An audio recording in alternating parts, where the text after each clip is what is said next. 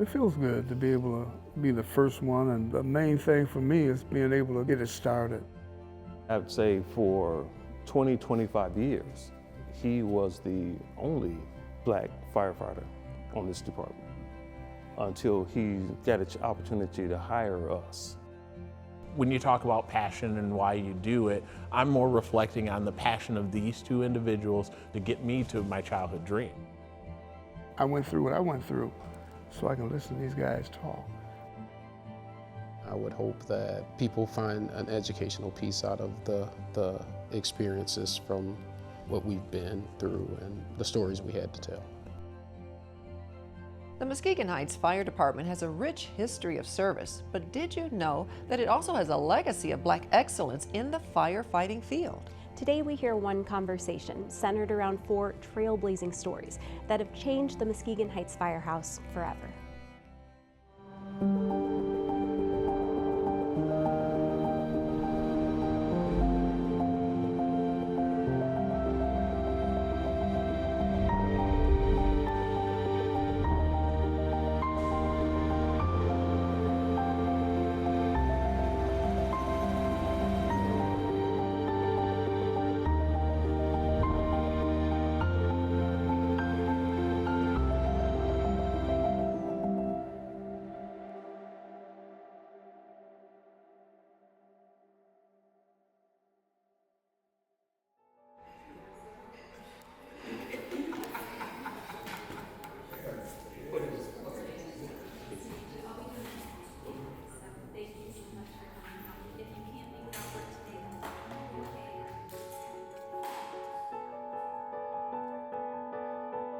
So let's just open it up. We've got a lot of different firefighter generations here. Can you talk to me, what order did you all serve? He hired me. And me. And then he hired me. Yep. Starting back in the 60s, Chief Morris, he was a pioneer.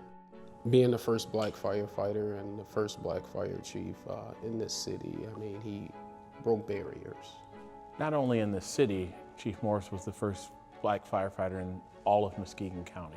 And if you look at our history, that there was still a lot of turbulence.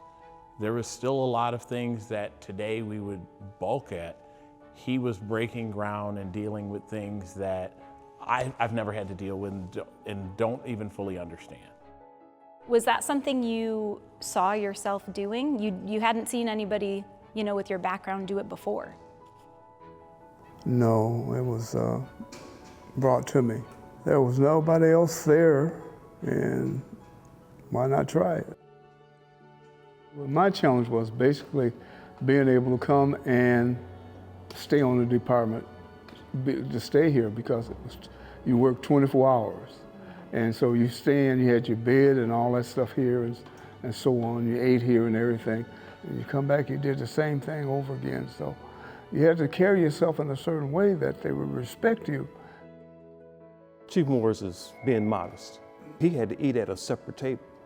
People wouldn't even sleep in the same bed that he slept in, which was a plus for him because he didn't have to worry about anybody else sleeping in the bed. It's like, you know, but every day I would just try to imagine what was that like, you know, to be the only one for 20, 25 years and the things that he would have to go through. And you know, luckily he had size on him when he came in, you know, it made a little difference.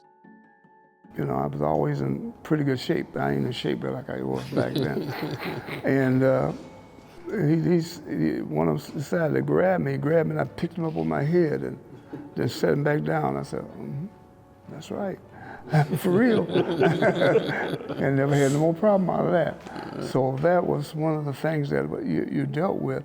And I treated everybody human, like I treated them like I was to be treated. So everything was a different type of place, and I was the only one there. I was the only black in the department for almost 20 years. So I got used to working there and doing that and staying with it so that I can listen to these guys talk. We had moved and taken it. They got it and they're gone with it. I said, well, okay, I didn't stay here for nothing.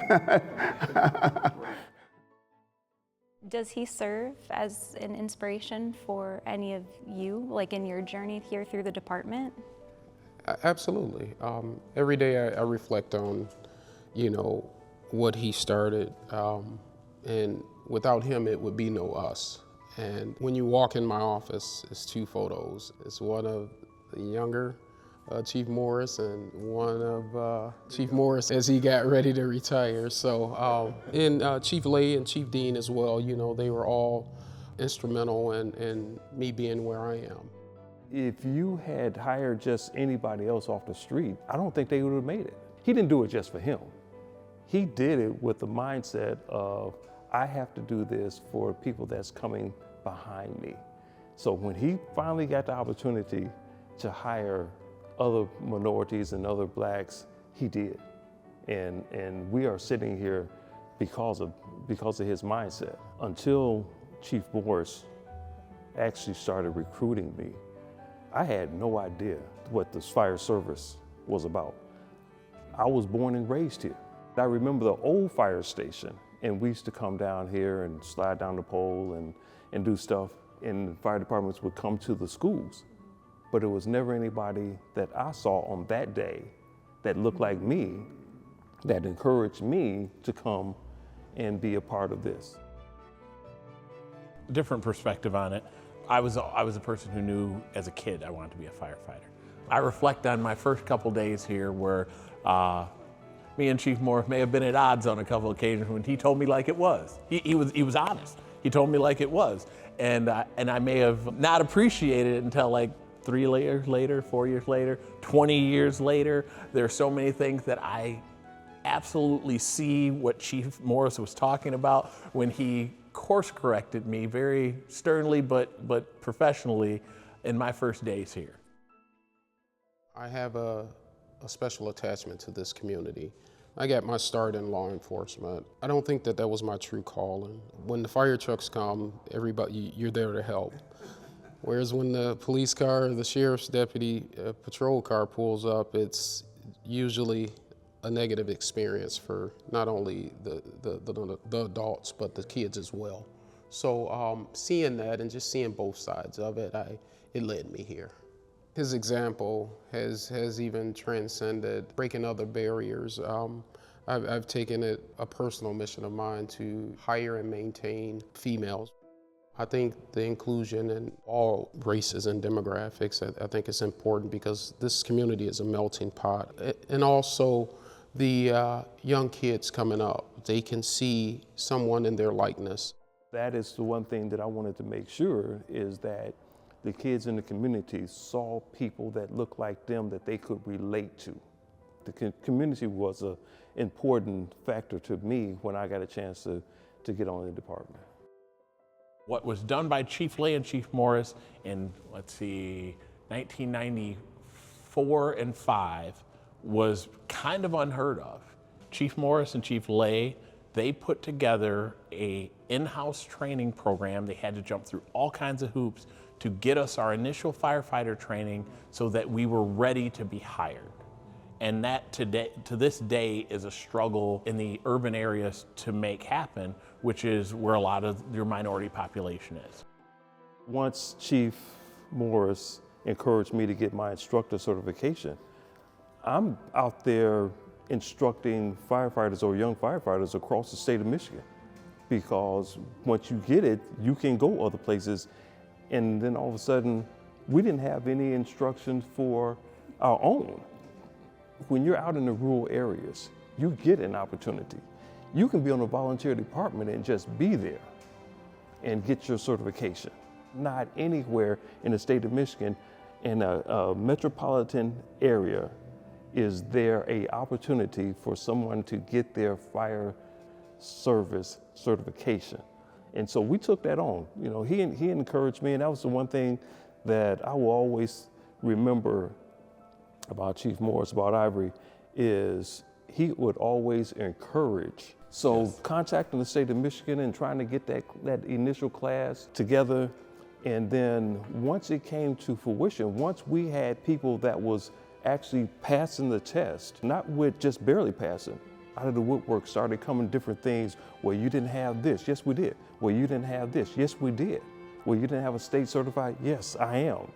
I remember we had to retake a test that we had already passed. We had passed the state exam in a state exam setting with all the other students from the rest of the academies. But yet, because of the program, or because of where it came from, we had to retake the firefighter exams, which at that time I didn't see it for what it was worth. That became very passionate to me and of course to him, because this was our own community. Chief Morris did what he had to do in order to get us here. I was more of the, I'll show you. Yeah. Okay? I was more of the, oh, you can't stop me. And I'm gonna do it in big fashion. You're not gonna tell me what I can't do.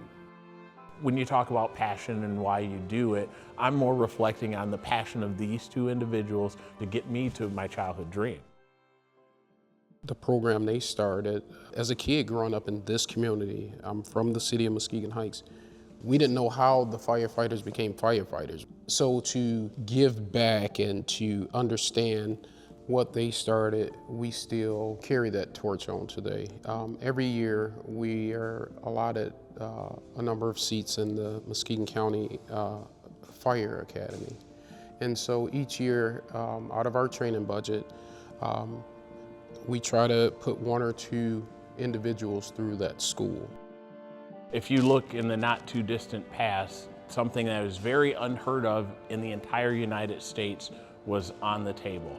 And that was a smaller fire department taking over a larger fire department. A very contentious discussion amongst the community of City of Muskegon reaching out to us to provide their fire service and take over to provide those services. And I think that's a testament to the overall works over time and the reputation of the organization itself. Hearing all of them talk about, I guess, what has expanded from the work that you two have done, I mean, how does that make you feel after you kind of pulled off so much red tape? It feels good to be able to be the first one and being able to, I happened to pick a good person to be able to take it and go run with it, you know. The main thing for me is being able to get it started, you know, starting things and to listen to now him, man. I said, wow, he's really taking it on. He's gone with it. Back when I started, it was nothing like that. It just, I'm learning stuff too, so. I think Chief Morris had a plan. And I'm sitting here, you know, just kind of thinking, when you're in the moment, you don't realize the importance of it. Now you can start to just kind of appreciate and actually see, you know, some of the fruits of the labor, you know, that you've been cultivating for, you know, years.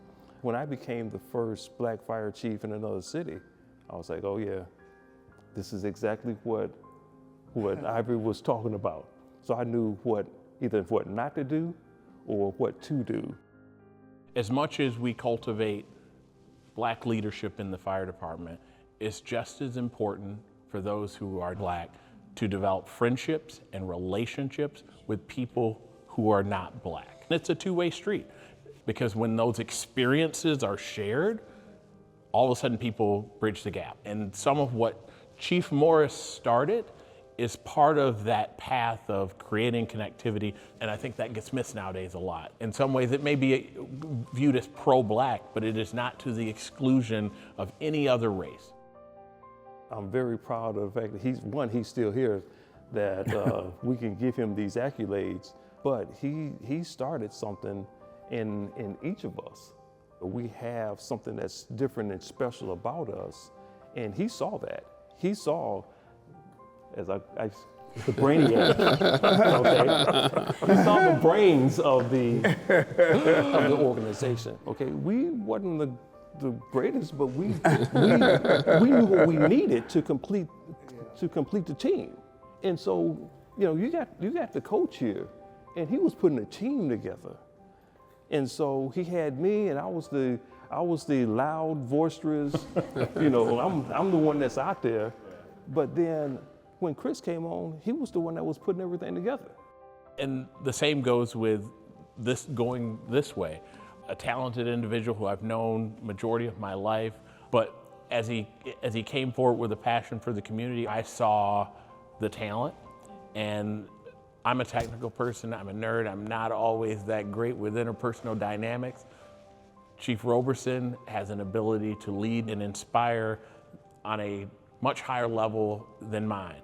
I saw a bridging of my own talent gap. He became the deputy chief of the department. And so that continuation of building and establishing. It was another personal mission of mine to make sure that I acknowledged each one of these individuals before me. So if you walk down that hallway, you'll see pictures of them and through the ranks. They laid a good example down for me to follow. Same thing that Chief Lay was saying about Chief Morris.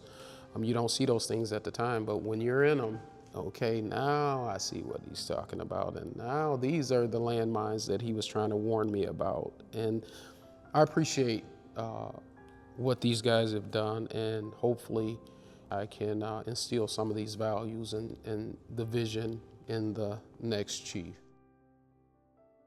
You mentioned you kind of understood what Chief Morris was talking about. Can you talk about some of the challenges that maybe you encountered, where you've seen the industry go in your time? There was plenty of times when I went all over the state for classes, and a lot of times I would be the only minority in the classroom. And at the time, it was all about seniority.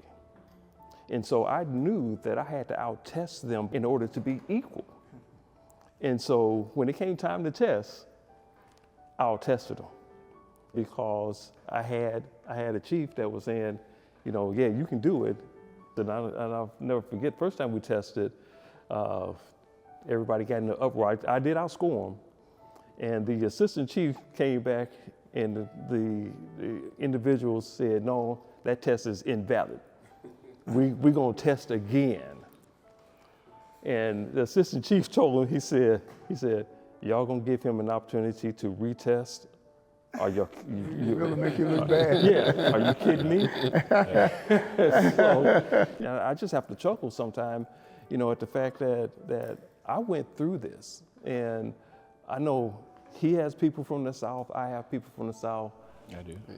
Oh, yeah. This is stuff that you see in the 1960s in the South, not up in Michigan. So it was just certain things that I was accustomed to, but racism wasn't one of them, you know, until I started getting out into the bigger picture of the fire service and starting to hear the stories and starting to realize that it's still relevant. I kind of made it a passion of mine to start breaking down those barriers wherever I could and when I could, because when we're in the heat of the battle, nobody cares what you look like. When you put that mask on and you put that suit on, Yeah, nobody cares. Absolutely. It's only when you take it off, it's when the stuff starts hitting the fan. Yeah, absolutely. You know? But yeah, I love it. I don't know if you two have ever heard it, or anyone here, when I was hired here. 21 years old, a white girlfriend, and probably the first open interracial relationship member of the department. And I'm sitting at the dinner table with my shift, we're talking about my relationship, and an older white gentleman goes, you know, robins and blue jays don't mix. This is 1996, new to the department. I have a 1-year-old mixed daughter.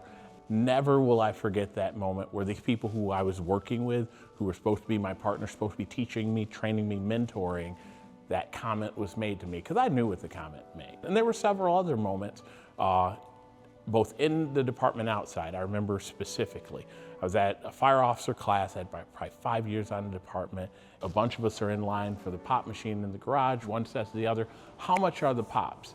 It was like 50 cents a can, which was slightly cheaper. And he says to the other one, oh, the white man's price. That was the comment. He turns, he looks, and he goes, oh, I'm sorry, I didn't mean it that way. He meant it that way. He meant what it is. He meant what he said, and it's part of those experiences that have galvanized a viewpoint that I have, that I don't let those people's problem with my race become my problem.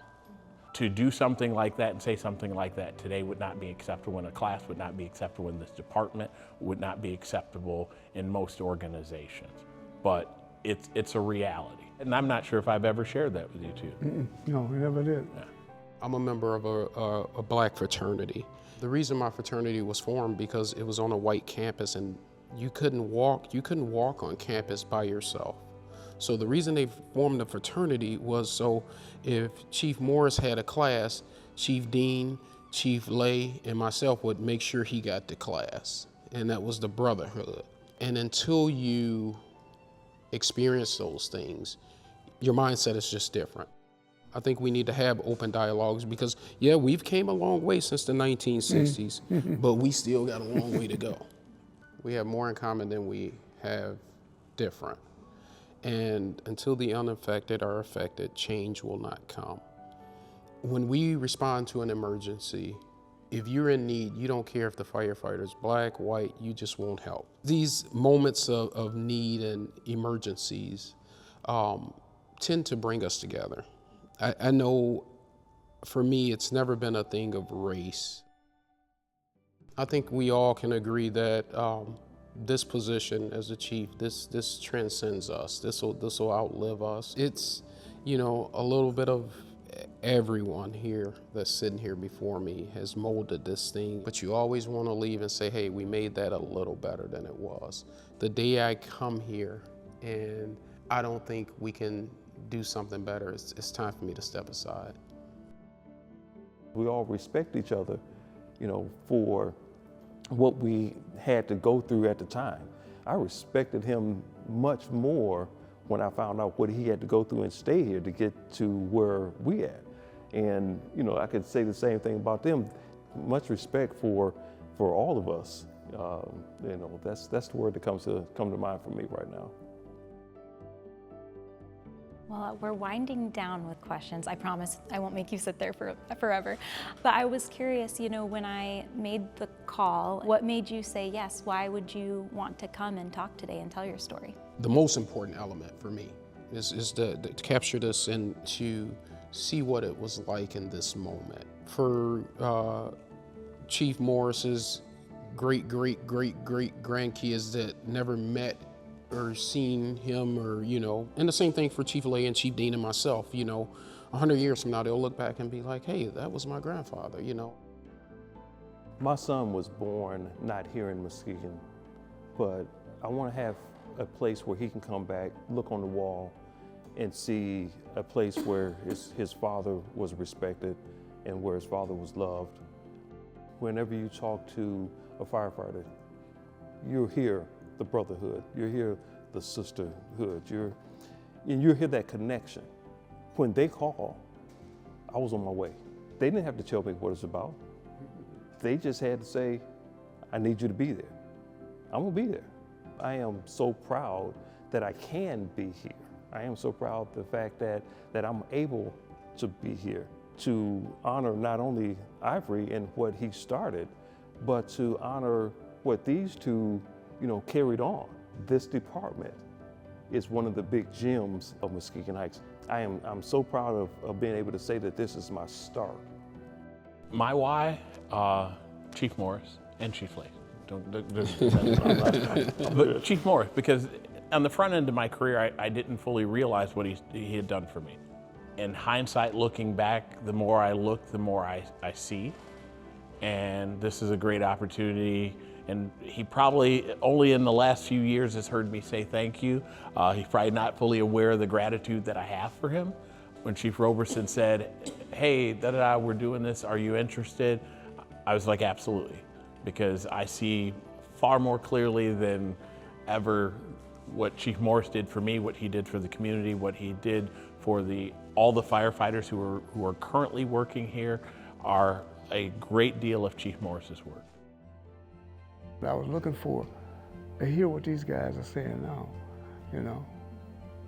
That was the reason why I went through what I went through, so I can listen to these guys talk. Yeah, really, I haven't heard these guys talk like that. It's just I'm sitting here listening because it's just a great thing to hear them talk. And I think about some of the things I did do. Okay, I did do that, didn't I? I didn't know I did that.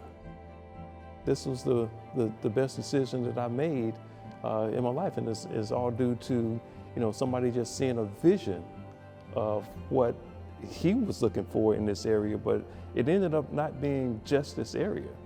He gets a chance to say that he hired people that has taken this small fire service to another, level. So we all owe, him a great deal of gratitude, and every time that we get a chance to, offer that or say that, we're gonna do that. And I haven't had the opportunity to really sit down in this type of setting and say thank you to each and every one of you. And not only for me, but the city of Muskegon Heights. Without you guys, there would be no me. From the bottom of my heart, thank you guys.